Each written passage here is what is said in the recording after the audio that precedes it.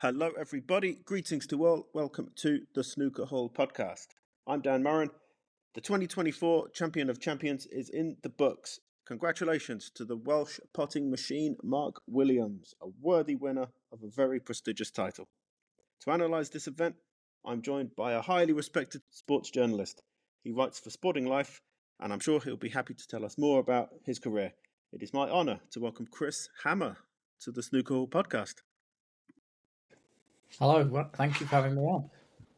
Chris, what can you tell us about yourself? Well, I'm a journalist for Sporting Life and I have been for, well over 15 years. And although I've done multiple sports in my career, I've kind of created a bit of a niche around the snooker and darts area of sports journalism. So they're the sports I focus on most and go to events, world championships, UK championship, and all sorts, really getting interviews from the players because I always felt that going for the smaller sports, you get more opportunities than, say, football and tennis and boxing and sports like that. So yeah, I really enjoy doing it. And in terms of your snooker journey, this enjoyment you have for snooker, what are your early memories of snooker? Well, I think if you asked most people of kind of my generation, a bit older, uh, I reckon a good 90% would say I watched it with my grandma growing up in the 90s. And that was also the case for me. She was a massive fan of it, and when you go to your grandma and that's all they have on, you then get, as you know, snooker's a very fascinating sport, and that's where my love for it came from, and the Jimmy White journey. He's my earliest memory, watching him lose all those world finals, and also that's probably where my love of the underdog came from because I never wanted Hendry to win. I always wanted Jimmy White to win as the big underdog, and he just never did it. And that's probably the biggest sporting regret I have, that he could never do it. And I still have these delusional dreams that he could still one day qualify for the Crucible, and I can't even say he could win it, but I'd love him to if sport could be scripted like that. That would be a Hollywood ending. Truly a Hollywood ending. It's So I'm beginning to accept that it's impossible, but then when he won the other week, it makes you think, oh, maybe he's still got there's a little life in the old dog yet. I just remember vividly, back in, I think it was the final that he lost 18-17, and I was getting really excited that he was going to win it. I was running down the garden saying, telling my parents to come in the house to watch Jimmy White finally win. And then ultimately he lost the deciding frame, awful bit of luck. And it was just made me realize how sport was so cruel, especially, if you're following the underdog, you've got to be prepared for heartbreaking losses from the jaws of victory. yeah, it's I've mentioned it a few times on the podcast. That is my first real memory of snooker. Is that '94 final? I watched it with, Really? Yeah. and not only was it the moment, it was the way he reacted. He was able to take it with such grace, despite Yeah. it must have been. We can't imagine how heartbroken he must have been. But it's everything about those 10 minutes. The commentary from Dennis Taylor Mm. was just fit the tone perfectly. He understands better than anyone what a deciding frame in the World Championship final is like. Those words, I could cry for this gentleman sitting in the chair there. So, Yeah. yeah, it's Going back in time, if I could rewrite one moment in sport, it would be that. But then I often wonder what would snooker have been like. I might be overthinking it here, but I just think, imagine had he won that world title, how would Jimmy White's legacy would be completely and utterly different to what it is now. Hendry would have won one less, or would White gone on and win more? It was a proper sliding doors moment, and you just and now he's always seen as the nearly man, the best player ever never to have won it, and the whole landscape of snooker, I think, it did have a big knock on effect on it. I've compared that moment to two other sporting moments, and one of them was Andy Roddick in the Wimbledon final in 2009, Yeah, 16-14 in the decider, and he yeah. never made the. I think it was he never made the quarterfinals of Grand Slam after that. That kind of broke him. He did everything he could, and he was so close to finally beating Roger Federer, but he just came up short, and You he know never what? competed again, really. I was thinking of that bizarrely. I'm doing a piece of work because I do a bit of tennis as well, and I'm preparing like an article on Rafael Nadal and his career stats, and I'm also done one about his rivalry with Federer. And I look back at the legendary, the big four, we should say, if you're going to include Murray in there.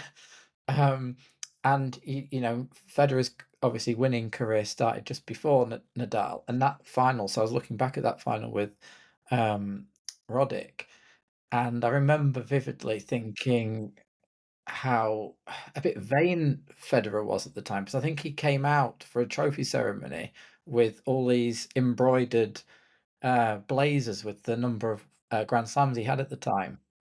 And you could see how gutted Roddick was that he'd come that close and Federer had just, snatched it away from him. And again, you wonder whether what would Federer's career have looked like if he hadn't have won that one when he'd kind of expected to win it? What a big knock that would have been for him if he's got all these clothes that have been embroidered especially for this victory and he didn't win. What would have happened then? But sorry, I could take you off into a racket Oh sport. no, that's no. But it's a good point though, because you wonder what would have happened had Jimmy potted that black, which he, he could pot with his eyes closed most of the time. Hmm. What would have happened? But it's the same. Roger Federer won that Wimbledon, but the next Grand Slam he made the final again. But that one he lost in 5 sets. Won Martin Yeah. Del Potro, and Mm. maybe it was just that little sign of vulnerability came through, and maybe it manifested itself in the next final. But we'll never know. No. No, that's the joy and the tragedy of it. It's Yeah. yeah. So Jimmy White was one of your favourites.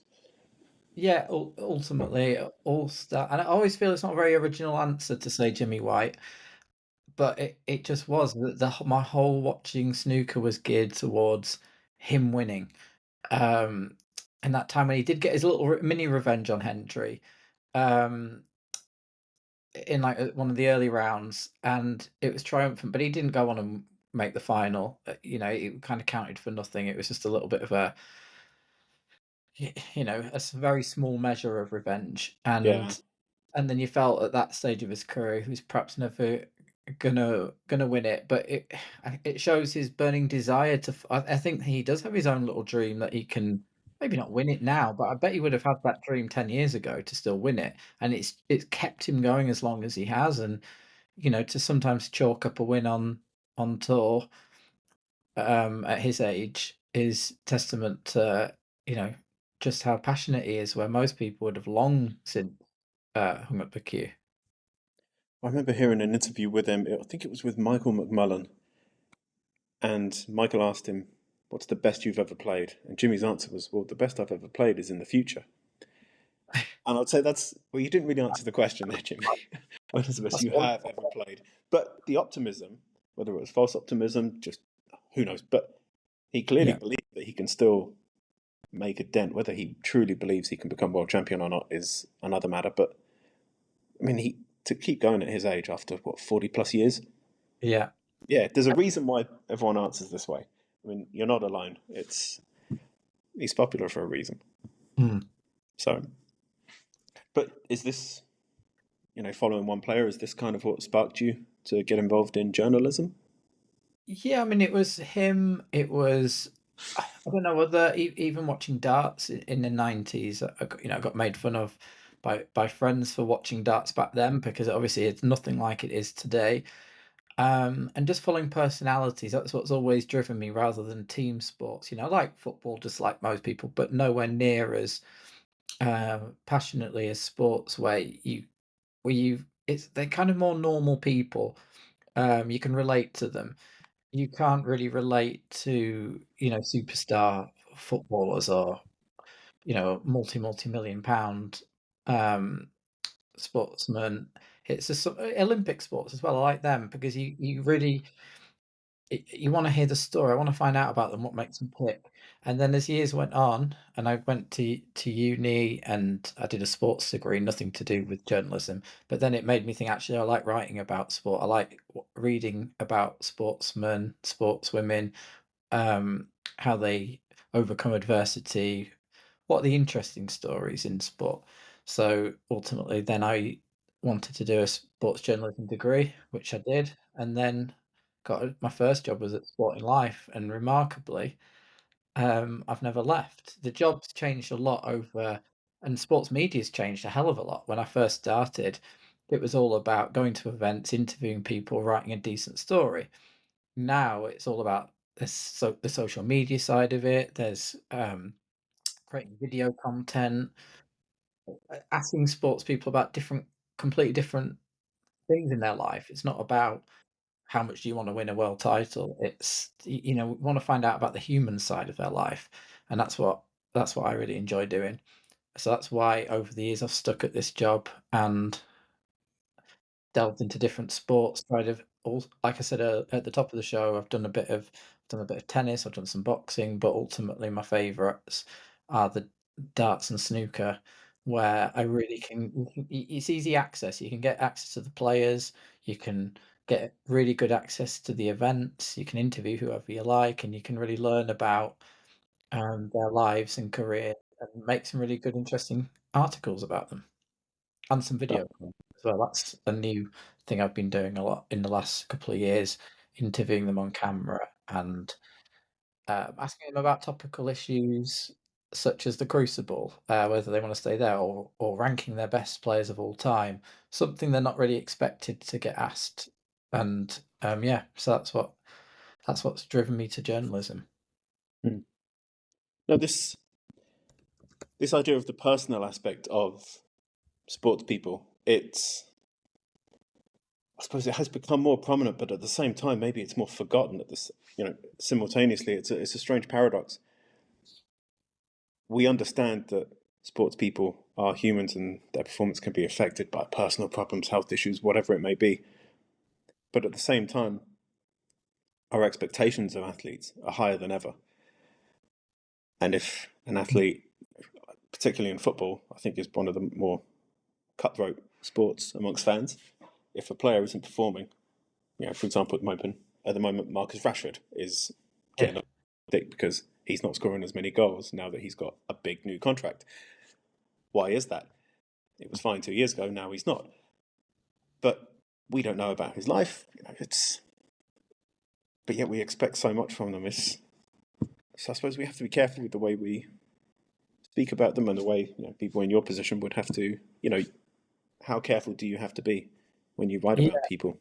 Well, I mean, the media often gets a lot of flack for, especially the tabloid press. If they go in on a player's private life, tries to bring people down. Everyone talks about the press. They'd love to build someone up, say like a Luke Littler, when everything's going well, or Ronnie O'Sullivan, or any flavour of the month player. They'd love building them up for website clicks or newspaper purchases.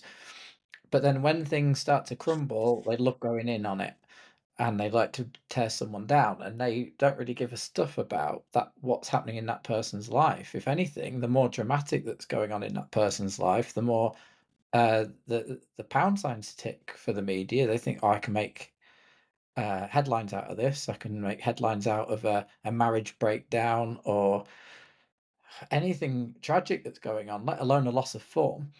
And but at the flip side, it's the people reading it.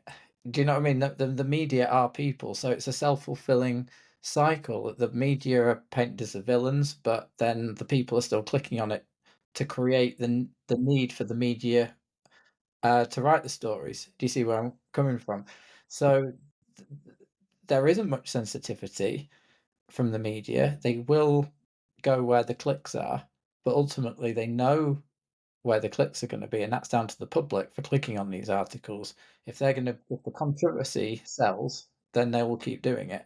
I think the only time that will ever change is if people en masse didn't want to read about controversy and scandal. but because they always want to, that's why the media keeps doing it. And unfortunately, sometimes sports stars who just want to focus on their sport and do well, they can get dragged into it as well. So, I don't want to go off on too much of a tangent, but it reminds me of the finale of Extras mm, and Ricky Gervais' character in the Big Brother house and complaining about, these people making the show, but it's not all them. He criticizes the people for, you know what, for watching this at home. This is your yeah, fault. This is on you as well. It's very true. There's yeah, a great and yeah. Sorry.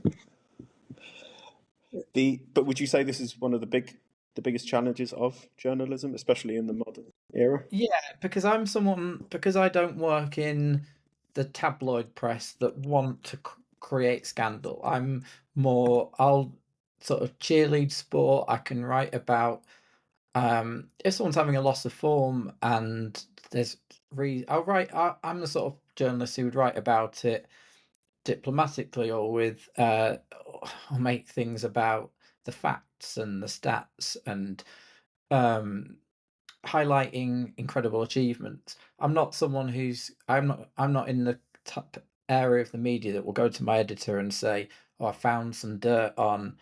Um, let's just use Ronnie O'Sullivan as an example. This would be dynamite if we run with it.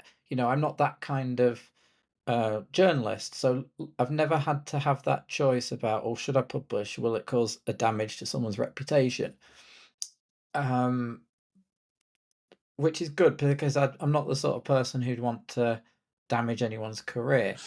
I know there's people out there, there's segments of the media who will love to do that, so I can leave them to it, and then I focus on the area that I want to work in, which is more about the action and the nice life stories which people want to read rather than the scandal. Um, but the problem is, I think the people who do write those sort of stories, they're under pressure to get website hits and uh, do you know what I mean? So if they Mhm. the industry will put pressure on them to do it, and then, like I said before, it's like a self-fulfilling cycle, and then people will read it, and we just go round and round in circles when the media gets slagged off, but then the people are reading it, and round we go. Um, but I'd say generally snooker and darts tend to stay away from it. Um, which is quite good, whereas football has a lot of, you know, scandal. They've all gotta be very careful what they do in their private life, or it all just gets flagged up and blows up on social media. Fortunately for snooker and darts players, they it um, doesn't seem to get them in the same way. And what are some of the better experiences, some of the less pleasant experiences that you've had with snooker players, particularly? Well, I suppose my the story listeners might wanna know most is the I guess the good and bad side of Ronnie O'Sullivan, because he is someone who obviously attracts a lot of media attention. He's his mood is sometimes he'll be hilarious on interview. He'll get people laughing and sharing the clips on social media, and then sometimes he's in an awful mood, and he'll again get a lot of social media interaction from how disrespectfully he treats maybe a reporter or how he slags off another player. So the media love Ronnie O'Sullivan because of you just don't know what you're going to get. What mood are you going to catch him in? So I've had pleasant experiences at events where he'll answer my questions with humor, and I know I've got a good article out of it. But then there are times where you catch him on a bad day, he'll make you feel like your question was the most pointless question he's ever been asked, and but he'll do that to everybody. He's done that to the BBC snooker reporter, quite a few times. He'll just not answer the question. He'll answer sarcastically. He'll make him he'll make him feel quite small, I think. He does well not to show it, but I think inside he'll be thinking, "Just give me a proper answer. Don't do this to me in front of the press pack." But one experience I had with Ronnie, which wasn't very pleasant, it was actually at the Champion of Champions a couple of seasons ago. So it was at the Bolton Stadium, as it still is now, and I got my media pass, and so I turned up at the venue, and it's not like the UK Championship or the Crucible where there's lots and lots of media there. There was literally hardly anyone there because it's an ITV event, and I think reporters and journalists just rely on the TV coverage for this event. They don't flock to every single snooker event. So I made the effort to go because in Leeds, we're not that far away from there. And I turned up and there was no media area. And so I said to the organizer, where can I, put my laptop on and where do I wait for interviews? And there wasn't anywhere for me to go. So he just pointed me to the players' lounge. So I wander into the players' lounge where there's lots of tables, but it's really nice. It's got a lot nicer than a media area would be at the UK Championship or the Crucible because it's for the players. So there was a big buffet of food, lovely sofas, TV. It was just a lovely experience to sit and watch the snooker. But I shouldn't have been there really. It was only because they didn't have a proper media area. So I'm sat there on my table with my laptop, tucking into a few free chocolate bars and stuff. And then I noticed the practice table. This area still got two practice tables, and on one of the practice tables is Ronnie O'Sullivan. And I think, oh, this is brilliant. I'm going to interview him later because he's playing. So what I'll do is, because I create video content as well, I thought I'd get some nice footage of him practicing just from afar, a bit of like a candid video. And he literally, all he's doing is potting balls. He's not doing anything controversial. He's just potting some balls on a practice table. So I thought, well, why not? So I'll just start taking a video of him practicing from afar. And then he looks over once, and then he looks over again, and then he storms over and says, "What the hell are you doing videos of me for?" Now, just a little bit of context to this. A week earlier, he'd been fined for a lewd gesture at the World Championship. Don't know if you remember that incident, but I think he got fined 10,000 quid or something. So he'd got a bee in his bonnet about being filmed, even though that was footage caught on BBC when he was actually playing a match. He had this thing now that he didn't want anyone ever filming him, but I didn't know that at the time. So he started yelling and started causing a scene and saying to the organisers, "You told me I was protected here. You said I was safe from all this, from all these cameras." And it was only my phone I was using. And he was just going off on one. He was being quite aggressive to me. And I'm there stunned really because, he's got the world's greatest snooker player ever is trying to get you escorted from an event, and he's sort of saying, "I want this guy out. He told me I was safe here," and I'm thinking, I cannot believe this. Of all the people to make angry, it's the world's greatest ever snooker player. What if I'm never allowed at an event again? So I'm getting really panicked inside. So I'm apologising. I said, "Oh, sorry, I thought it was just a quick little video." But he wasn't having any of it. He didn't sort of calm down. So then security and the event organizer came up to me and just said, "You better just delete those videos." And they tried to calm Ronnie down and sent him away. And then they looked at me and said, "Don't worry, he's been like this all week. Don't take it personally. Just sit quietly in the corner, basically." So they didn't kick me out because they realised he was being completely out of order. But at the time, my career in snooker was flashing before my eyes because I thought if they all take his side over something very trivial, it could, I could be barred from snooker events for life. But luckily, I think people know what Ronnie's like and they took my side. But from that day onwards, I saw Ronnie in a completely different light. Well, I'm pleased they took your side because, and I'm not. I'll be honest, I'm not actually surprised they took your side because I'm going to say, especially over the last few years, I don't take anything he says seriously. If No, he says this place is the best place in the world, this place is a dump, I don't. He's yeah. I think we have to take it with more than a pinch of salt. It's he just says what's on his mind. If he's thought it through or not, I don't really listen to him. We can respect him for what he's achieved and what he's capable of on the table, but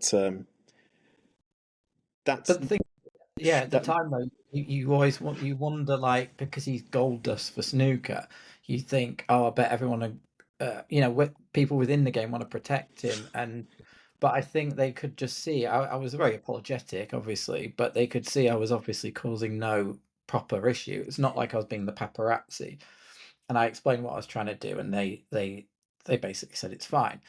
But then later, I think like a week or two later at the UK Championship, Ivan, who's the press officer, he wasn't there at the Champion of Champions thing because it was like a matchroom sport and they don't tend to go there for that.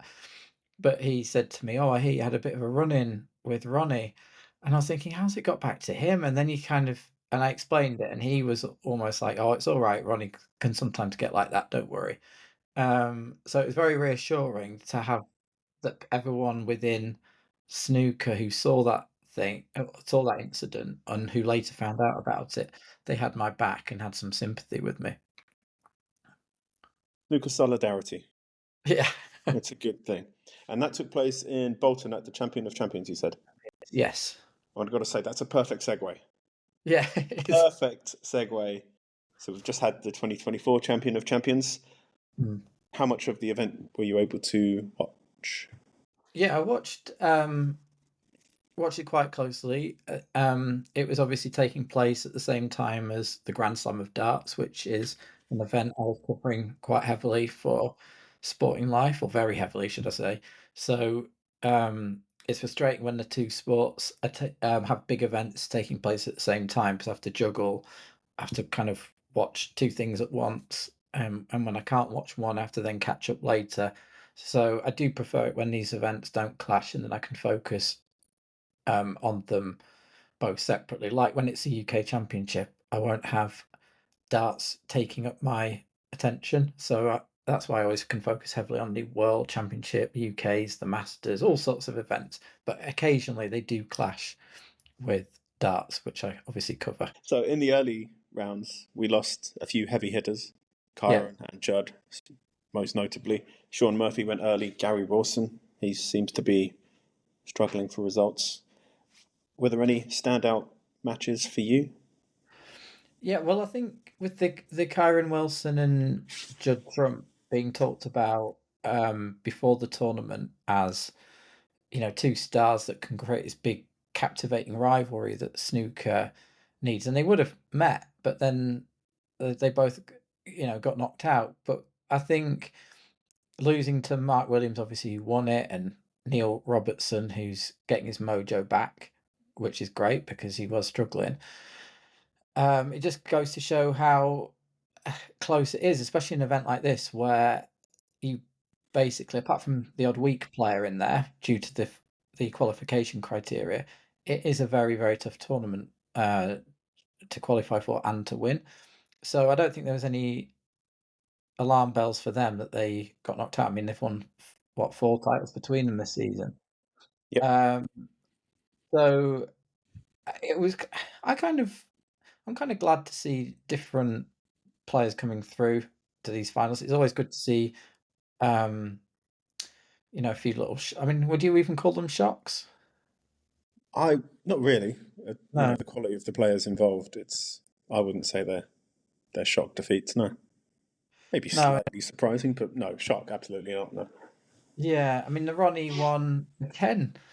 He was playing well. He was playing very well at 3-0 up, and didn't really do a lot wrong in the remainder of the match. Yeah. Because I watched that one, anticipating him to come through that whole day, and he's out by 4 o'clock. Yeah. Say the nature of the defeat was surprising, but the Mm, result, not really. Zhao Guodong is one of the informed players in snooker right now. yeah, and he had. I Yeah. mean, yeah, he had a remarkable tournament because obviously from 3-0 down, he's about to go home on Thursday afternoon. Pulls out a fantastic comeback, then edges out Mark Selby, uh, beats the world number one Mark Allen, and it's only an all-time legend who's still, it's remarkable. that he's still playing to such a high level at the age of 49. Yeah, So this longevity is incredible. It's especially when people were riding him off 6, 7 years ago before he won the third world championship. yeah, I also had my doubts that he would ever reach those standards again, and he won the tour championship earlier in the season. Now he's won the champion of champions. He should have won in Saudi Arabia. yeah. Oh, yeah. He's a major threat in snooker even to this day. And then it raises a question with him winning this event and, a very high end event. And it makes you wonder if he's won. So he's 49. His first title was 96 Welsh Open.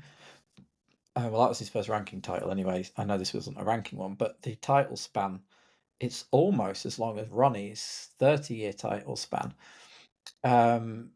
And then he's outdone Hendry in that regard when it comes to title span and how long he can keep playing. Hendry had long given up um, when he realised he couldn't be competitive. So if Mark Williams is still being competitive at 49, and so he turns 50 in March, Ray Reardon has the record for the oldest ranking winner at 50 in a few days. So, it wouldn't be surprising if Mark Williams was to break that. And then you've got to think, although he doesn't have as many ranking titles as the likes of Ronnie, Hendry, and a few others, and he has had, bizarrely, I'm not saying only 700, well, he hasn't got to 700 yet, century breaks. It's still a hell of a lot. But when you think Neil Robertson is nearly at 1,000, and so although Williams doesn't have these kind of numbers records, I don't think he really cares, but he still plays so fluently and effortlessly, plays like one of the most naturally gifted players we've ever seen, despite the records not really being in his name like the other players. Then you've got to think how high up if you had to rank the greatest players ever to pick up a cue, is he challenging in the top 3 or 2 in terms of longevity? I I can't see an argument for putting him outside the top five. No, he can't. I mean, to the point where he'd be challenging for most people's Mount Rushmore of snooker. Mm. He's incredible. He really is, and not only on the table but off the table as well. Yeah. Great personality. He doesn't take himself too seriously, but he does on the table. That competitive instinct it's still there. Yeah, Absolutely, it is. Otherwise, he wouldn't be competing at this level. absolutely. Did you notice during the runners-up interview at the Saudi Arabia event, because obviously he missed that shot for, 500,000, and even though he was trying to put on a brave face, when you're a bit nervous and when you talk, and even if you're trying to put on a brave face, you can have that little quavery voice. He was like that. It was like he was trying to laugh it off, but you could tell he'd been shaking inside, trying to get that win, and that shows you how much the desire's still there. There's no lackadaisical, complacent um, attitude to his play. He's very self-deprecating as well. He's such a lovely guy to interview. He'll talk down his ability. He'll talk down his records. He'll he'll talk down how far behind other greats that he is, but he really isn't. For me, he's just right up there with one of the best who's ever picked up a cue. Maybe this self-deprecating humor. He's like, "Oh, I'm not that good. No, they're much better than me. I'm not." Even Rob Walker, in the winners' interview, said Mm, that he's one of the greatest sportsmen that the country has ever produced. mm. And he said, "Oh, get out of it. I'm not nowhere near that." But maybe that's all part of the plan. Maybe he wants to lull his rivals into a sense of insecurity.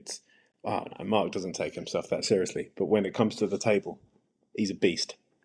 He is. It's He's unbelievable. smart, he's experienced, he can pop balls, he can build breaks, and his intelligence. You can't buy experience. And that's why I think Judd has really progressed over the last few years. You have the skill, but now the experience will tell you how to use the skill. Mark Yeah. Williams has that in abundance. Yeah, I'm a big fan. Big fan of Mark Williams. One of my favourites, without question. Yeah. One thing I'd want to ask him next time I get to do a feature or something is just why he doesn't care about numbers, like the centuries, the maximums, and it's not as if he's like one of these battling scrappy players. He's a great break builder. He's got so much natural talent and everything. You'd think he would have smashed the some centuries records. He's only had 3 maximums. I say only because there's so many over the amount of time he's been playing, you'd think, hang on, Higgins, what's he got now, 13 or something? You've got, Ronnie, it's still at 15, but he's been on strike for, 6 years? He's deliberately not had any until since 2018 or something.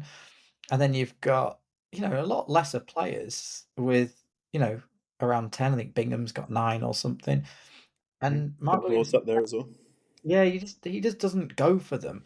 And he just says, "Oh yeah, all I want to do is win the frame." And it's like he's like he's not that interested in making loads of centuries, even though do you know what I mean? It doesn't make sense. The sort of player he is, when you look at the top century makers, he's well down on that list, and his frames per century is, I think he has to play 20 frames to make a century, whereas the very best are around the sort of 12 or something. And so I'd love to know why he wasn't higher up that list. Just a little thing, because players these days are so bothered about stats and numbers and records, but he's one player who certainly doesn't care. I think a great example of that is, and we'll come on to this gentleman in a moment, Mm. when Neil Robertson was the first player to hit 100 centuries in a season. Yes. Judd Trump. I almost got the impression that Judd thought, well, no, that's my record to take, and Neil beat me to it. Yeah. I'm not going to let him be the only one. Judd then went and did it. And I Yeah. felt Judd not only took it as, oh, wow, like that guy's good, but as a personal slight on his legacy. He wasn't the first one to do it, but he's definitely going to be the second one to do it. And thus it happened. But Yeah. for someone like Judd, this 100 centuries in a season, this season, I get the impression that he wants that because not only for the money, big prize on offer for that, but just the kudos, the respect from his peers, the respect from fans. I think those numbers matter to him, and that's why he goes after all these ranking events. Yeah. His There, record is incredible, and he wants numbers. It's like not stat padding like Cristiano Ronaldo taking all the penalties, but it's. I think players like him will find they will take pride in knowing what they have achieved, and that if they're in the record books, then they must have done something right.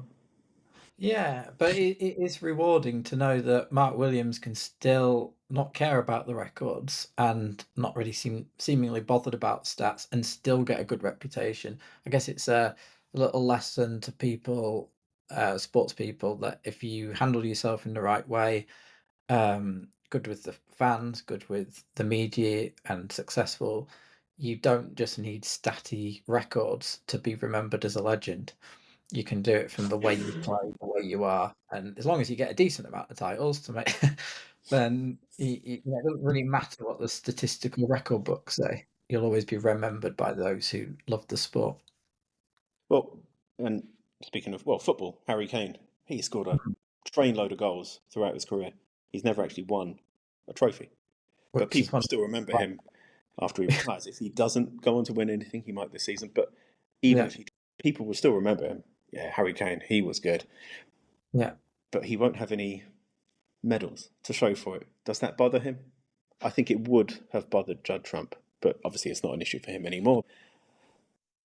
Donald Trump will want more world titles. I think this will Yeah, start to grate on him. The lack of triple crowns. Not we're acting as if he's not won any, but I think for a player of his standing, or in his talent level, I think there becomes a point where you want 4 or 5 world titles. You want to be at least getting at some point in his career feeling like he could catch Ronnie and catch Stephen Hendry. At the moment, he's languishing quite far away, yeah. and Well, he's he's not got getting. what, four, I think. Yeah. Yeah, and he's not getting any um, younger, and there are players coming through that are going to make his life harder. So, He could win loads and break all these century type records and all sorts of things, but he needs more Crucible titles and needs more UKs for what he would deem a success. That's what I mean. Yeah, I agree. I think he won't be satisfied with one, and I don't think even if he made it to 10, he still wouldn't be satisfied. He is competitive, Yeah, but you got to be realistic about it. You mentioned sort of there are new competitors coming through. The most yeah, talked about one is Sijawi. Everyone seems to be raving about him. yeah. I wouldn't be surprised to see him win a title this season. He's still a very young man. Do you think that we are seeing the emergence of like a changing of the guard? I know Mark was Mm, clearly fighting that theory, but well, I don't know really. When I went to the Crucible this year, I asked a few players. I created this little video of various players, Rob Milkins, Mark Williams being another. Who else? Kyron Wilson, Ali Carter, um, Sean Murphy. They were very mixed on this. I did ask them about, does snooker sort of need a Luke Littler, and is it likely if they don't think snooker's got one at the minute, do they think it's likely? And it's very mixed. You get it was Ali Carter and Robert Milkins, very downbeat on the future of snooker, whether there's enough um, up and coming stars coming through, which is why maybe the older players are still operating at the top. There's not that many um, youngsters coming through reaching the heights that we saw, um, you know, 30 years ago. But on the flip side, did Ronnie, did Mark, did Stephen Hendry, did the players of the 90s were the incumbents at that time of a lower level, which allowed them to reach the heights a lot earlier. Maybe because the standard's so high now, the youngsters are going to naturally find it a lot harder than the youngsters did in yesteryear. But then the snooker club scene, everyone will say that's dying compared to the past. There is a worry that there's not as many exciting new stars coming through. And we are going to, anyone who's a star at the moment, a big name at the moment, they're going to be big stars for a while. There's not a huge wave of people coming through to knock people out the top 16. Don't know if you agree with that or not, but well, I do, and I look at for example, the class of '92, those three, but then I'll consider maybe Ken Doherty came through at a very similar time. mm, I don't know if he didn't turn professional the same year, but we'll consider him of that same generation, give or yeah, take a year or two. But then the following generation, people like Matthew Stevens, Paul Hunter. mm, Matthew Stevens got two World Championship finals, a UK champion, a Masters champion, but he will always be considered as an underachiever. He should yes, become a yeah, world champion. Paul Hunter, three Masters titles. Unfortunately, we lost him too early. yeah, But so that kind of generation, and I would include Peter Ebdon in that as well, and Graham mm, Dott. They both became world champions. But Graham Dott, I saw him play today against Julien Leclerc. It was a great game, but Julien Leclerc, when it came to the break building, far superior now. Peter yeah. Ebdon retired. So the successors, the natural successors to the class of '92, are gone for That, various reasons. But they're yeah, still here. And I don't know if that says something about the quality that they could have achieved, or just those three are just far and away the best, class of players that we've seen. mm. We skipped a generation basically. Yeah, and Yeah, okay, we've had Mark Selby come around, amazing success, easily a top 10 player of all time. Sean Murphy, I would put in there as well. Neil Robertson, and now Judd Trump, mm, Alan Curran Wilson. I can see where the progression, where the succession goes, but we've kind of missed that yeah, last for a number of reasons. And unfortunately, the most tragic one, yeah, Paul Hunter. But yeah, 100%. But these guys now, they're in their 30s. It's like where are the upstarts? Where is the Lou Littler? I know we've talked about Stan Moody uh, and I think it's unfair. I think it's very typically British media as well. Um, to be impatient, it's like, "Oh, why isn't he winning a world title yet?" Of course he's not gonna win one yet. It's that kind of where why isn't he doing incredible things yet? And maybe we might have to wait till he's 25. Who knows? Might be quite a long wait. I think we just expect things to happen amazingly quick. Because Ronnie won the UK at 17, and then but again, he had to wait, he was although it's quite a rapid ascent, it wasn't the Luke Littler way of doing it. It took him a while to really get used to the crucible and then becoming a crucible winning machine. Uh, Snooker always needs a little bit more experience than a lot of sports. It's not just a case of, it's a lot of mental strength required, and sometimes you develop that with age. But I think, um, but I do think Snooker does need at some point in the next few years, especially when Ronnie's gone and Mark Williams finally retires, it does need some new exciting talent that can really make headlines and get snooker really talked about again in mainstream media. And at the moment, Stan Moody is the main British hope, we would Mm, say. And well, it seems that he faces Ryan Day every other week, but it's he.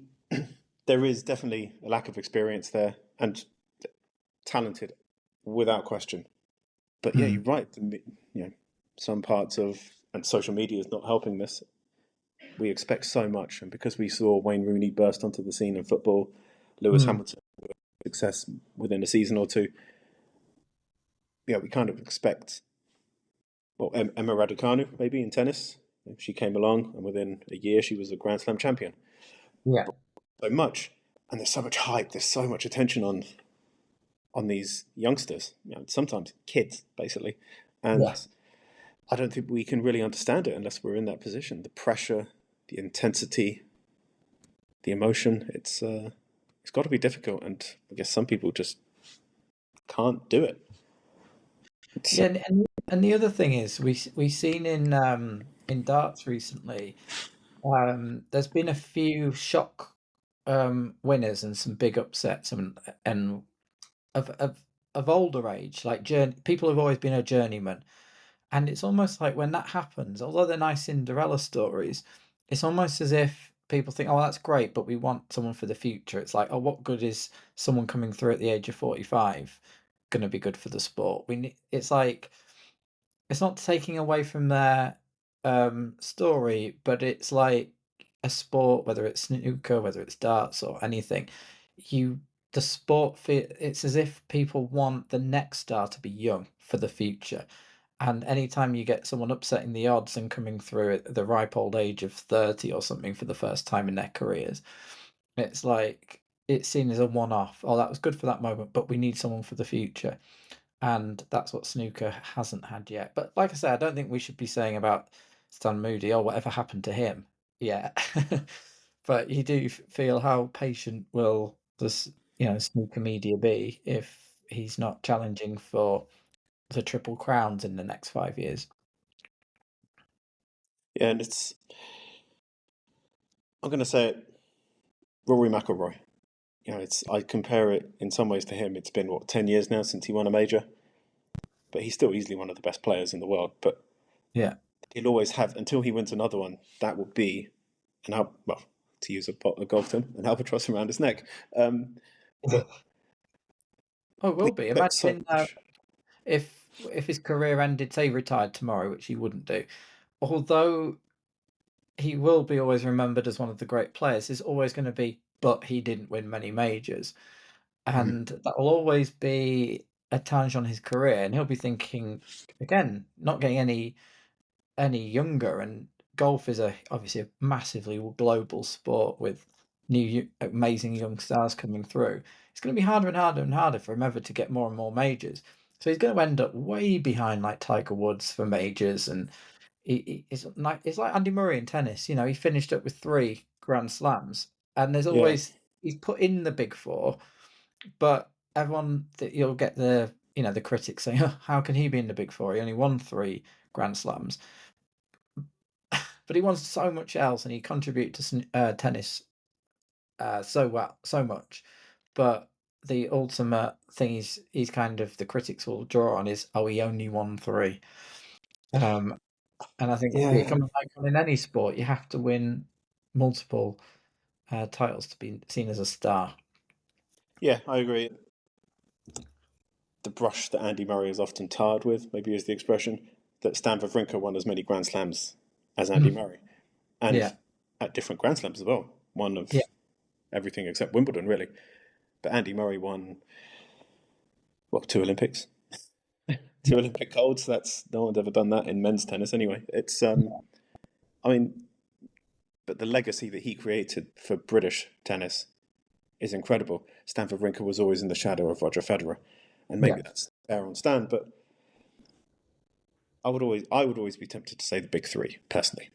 yeah, The number of titles they won is so far superior to Andy Murray, and yeah, Andy Murray beat them on occasion, but when you're looking at 18, 19, 20, or 22, I think it is now for Novak, compared to mm. three, I would say it's unfair to put him in the list. In my opinion, other opinions are available, of course. Yeah. I like I like the comparison we can make with snooker and tennis and darts and all sorts of sports. No, it's Across it's it's true. It's yeah. mm, There are ways to compare the two. Whether it's fair or not is yeah. it's subjective.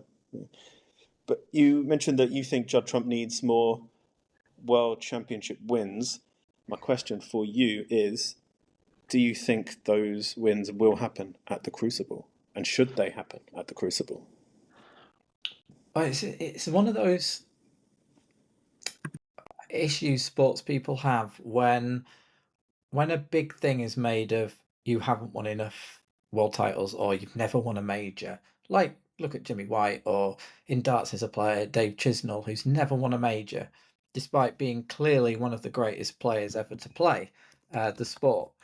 But he's never won a major. So, and then the longer that wait goes on, the harder it becomes for them. It becomes a mental issue. They're going to be thinking about it when they're playing. They won't be able to take it out of their head. And like, look at Jack Lasowski. He's another one. He's always asked every time I've been to an event. He wins a match, comes through to the media, and he gets asked, "Can you now win a major?" And it's always he's asked about it continuously. That's all he ever gets asked. And he's a nice guy, so he always answers it with respect. He's probably thinking, "Please don't bring this up." Probably just wants to forget he's never won, which is ludicrous of a player of that talent. But it becomes harder because when he gets into a quarterfinal, a semi-final, the prospect of finally getting that, not becoming the best player, not he doesn't want to be the best player who's never won anything. Jimmy White didn't want to be the best player who'd never won a world title. No one wants to be these things. So with Judd Trump, sorry, going back to the original question, because people keep making a thing, like I have just now, of him not winning enough Crucible titles, even though he's done it before, it's not enough. When will it be enough? But he'll know he hasn't won enough Triple Crowns. He knows he hasn't won enough Crucibles to considered in the pantheons of greats, in the way he'd want to be. But because it keeps getting made an issue of, every time he's playing at the Crucible, he's got these questions to answer, these doubters to prove. Um, Ideally, you'd want to be one of those players who just come along, get one under their belt dead early, and then the pressure isn't there. The longer it goes on, unless he wins one in the next 3 years, it's just going to become even harder and more pressure on him. So, I think I'll put my neck on the line. If he can get it done next May, then we'll see him comfortably winning another 2 or 3 in the next 5 years. But if he doesn't, then it could be 5 years before he wins the next one. And do you think it will happen in Sheffield, or do you think it will? Do you think Yeah, I think Brexit will happen? there's something a little bit different about him this season. Um,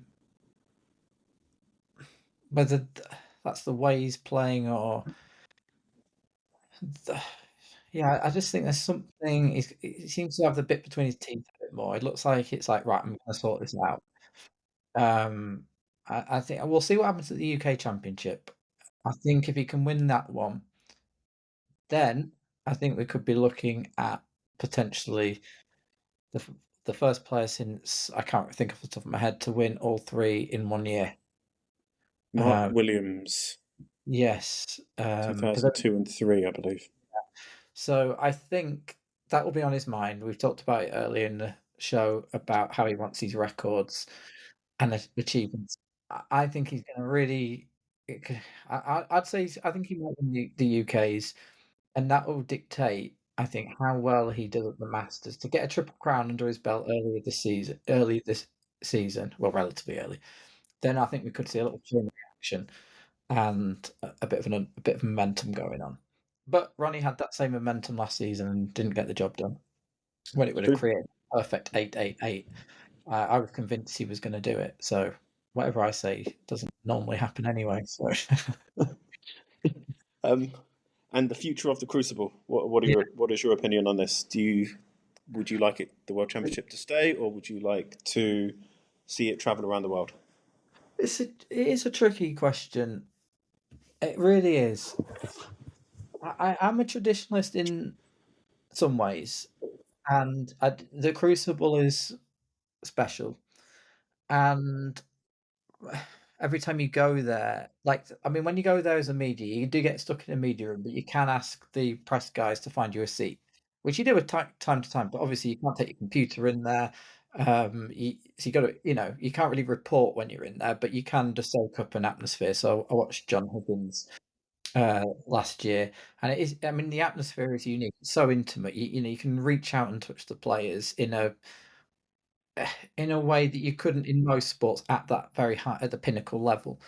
Um, but there are good atmospheres in other places. Look at Alexandra Palace when it's the Masters. If hypothetically it left the Crucible and I'll just say for argument's sake, it said we're going to do it at Alexandra Palace because it's a great atmosphere there and you can get more people in. Let's just say it did go there. 3 or 4 years down the line, everyone snooker fans would be glued to it. They'd be reveling in the atmosphere. They'd all be getting excited about it. Nobody's going to be saying, "Ugh, it's gone downhill since it left the Crucible." People, we adapt. Things change. I mean, I liked old school style football grounds. I used to love going to like Goodison Park's a good example, and Highbury. I used to love going to watch my team play at these venues. I liked sitting in those away ends, and then now everything's like an identikit model. They all just look the same. And you go there and you think, oh, it's a shame we don't have the charm of these old school grounds. We've got all these stadiums that could be anywhere in the world. They're just all the same. Uh, but ultimately, people still flock to it, and people are still fascinated by football in the way they always have been. People are still watching their millions around the world. People still as fascinated about their team's performance. No one stopped watching because the grounds have changed and have modernized. So from that perspective, I wouldn't be sad to see it go. But what I would be sad to see happen is if it went, say, to Saudi Arabia. That's what I really wouldn't ever want to happen because we've seen when Saudi Arabia hosts sports events, they're dreadful. The atmosphere is soulless, and people don't flock there in their great numbers. Like snooker fans won't travel from the UK to go to Saudi Arabia to watch the World Championship. It'll be, you're not going to get the same kind of support in Saudi Arabia as you would get in a country that really loves snooker. And it's the same in boxing. When you watch a boxing fight that's held in Saudi Arabia, the atmosphere is dead. It's and I saw a wrestling. My son likes wrestling, so we watched one of the pay-per-view events that were held in Saudi Arabia a couple of weeks ago. It's just the atmosphere. There's no atmosphere, and the moments, great sporting moments, need great atmospheres. And it doesn't matter what the snooker players say about the atmosphere in Saudi Arabia being the same as good as anything in the UK. It's clearly not, and it would be a crying shame to see the pinnacle of the sport held in Saudi Arabia.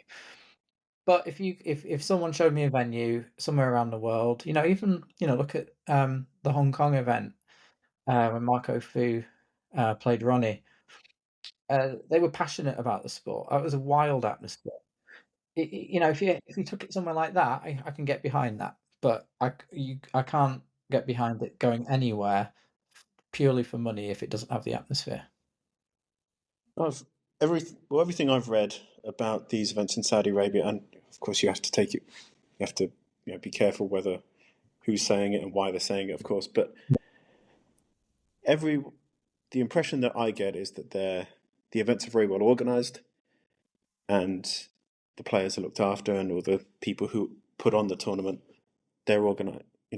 Everyone is pampered, to use a Ronnie O'Sullivan term. But Mm. when there are 6 people in the audience, that's not good.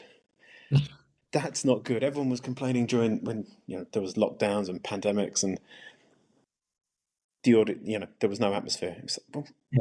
what's the difference? At least then it was kind of forced upon us. But this is by choice. No one's there. This tournament you mentioned in Hong Kong, the World Grand Prix will be in Hong Kong this year. Yeah. I bet it'll be an incredible event. Mm. You've got top players, the top 32 players of the season so far, all vying for one tournament, and those audiences will be into it, and they'll be full. Yeah, they I'm love it. looking at going. I'm going to go out on holiday somewhere, and I was actually thinking about going over to Hong Kong and Beijing just to maybe if I'm there, pick up a seat or two at the final. But that's me, and I'll be on holiday anyway. But I would want to go there. Mm. I would want to be at that event. Yeah. And that says a lot.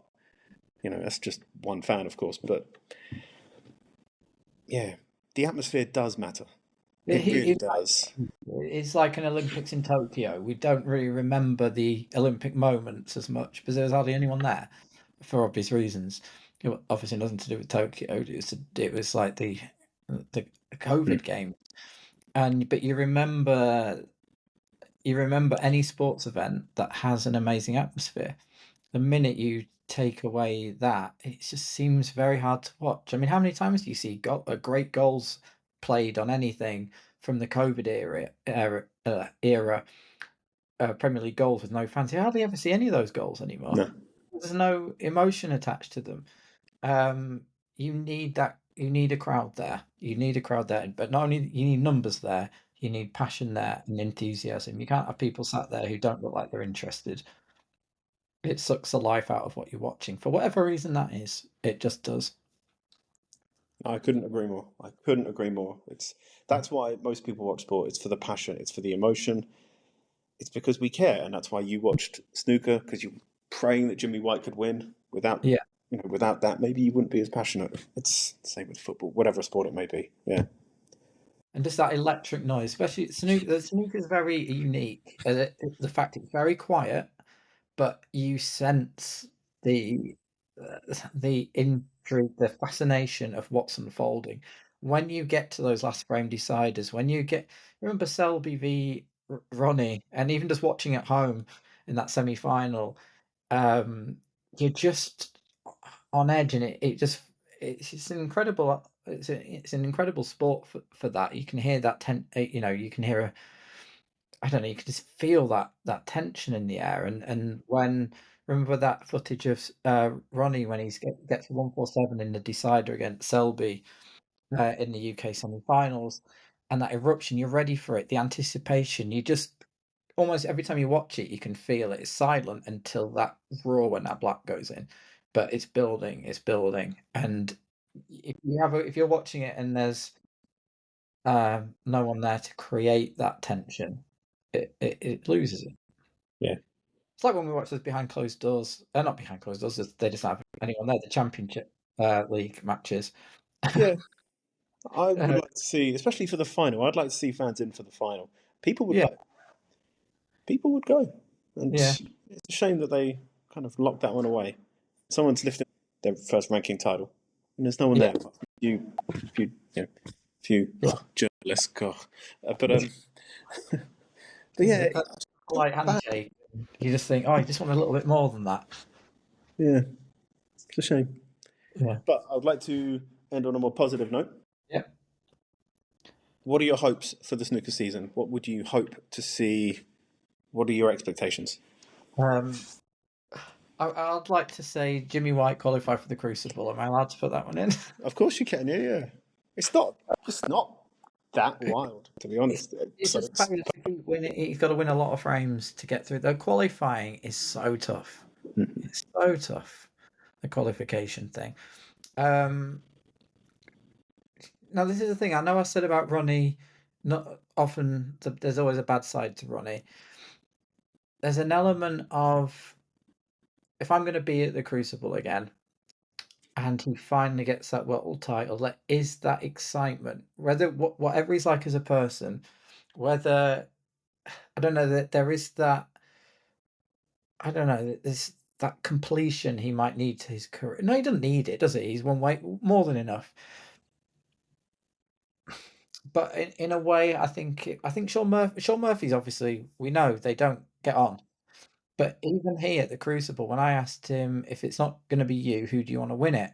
And he actually said Ronnie O'Sullivan because it's almost like his career just needs to have 888. It needs that eighth world title just so we can say, right, go on, Ronnie, you've won that now, you can go. yeah, I don't know. I just think there's that. I don't know. I can't really explain it. It's not like I want him to win for being a great person. Um, it I just know the public would love it. I love moments that really capture the imagination in sport. It mean millions of people glued to snooker if he's in that final. It does create an amazing that captivation. He does do it, whether we like him or not as a person. he's a He draw. he's he is a draw, and I just think if he does that, it's almost like yeah, he's completed properly completed snooker if he hasn't done already. And then you think his talent deserved that. What he did for snooker deserved that, regardless of his controversial side. Yeah, regardless of him being unnecessarily rude to Yeah, journalists in the yeah, players' lounge, trying but we'll to forgive him for that this time. trying to kick me out of an event.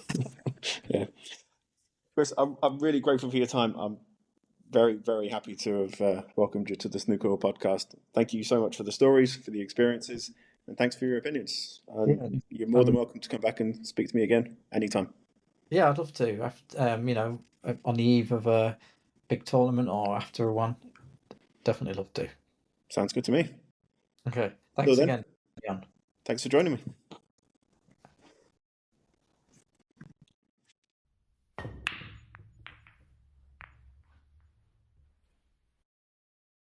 Thank you to Chris Hammer for joining me on the Snooker Hall podcast, and thank you to Nick Metcalf for facilitating.